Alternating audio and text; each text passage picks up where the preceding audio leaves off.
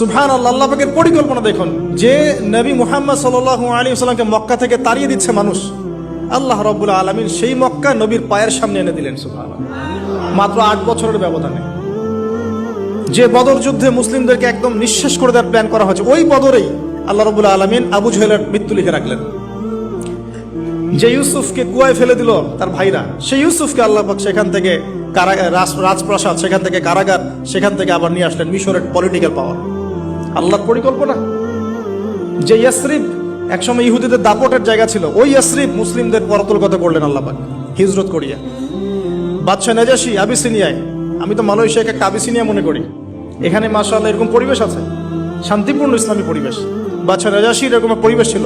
বাদশাহ নাজাশি কিন্তু মুসলিম ছিল না, সে খ্রিস্টান ছিল। তারপরেও নবীজি বলতেন বাদশাহ নাজাশির রাজ্যে কেউ জুলুমের শিকার হয় না, যদিও সে মুসলিম ছিল না।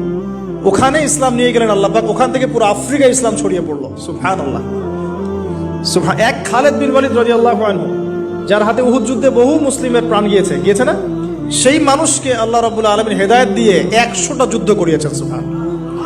আল্লাহ পাকের পরিকল্পনা আমরা বুঝতে পারবো না, আল্লাহ পাকের পরিকল্পনা আমরা বুঝতে পারবো না। ওয়া মাকারু ওয়া মাকারাল্লাহ, তারা কৌশল করে, আল্লাহ পাকও পরিকল্পনা করে।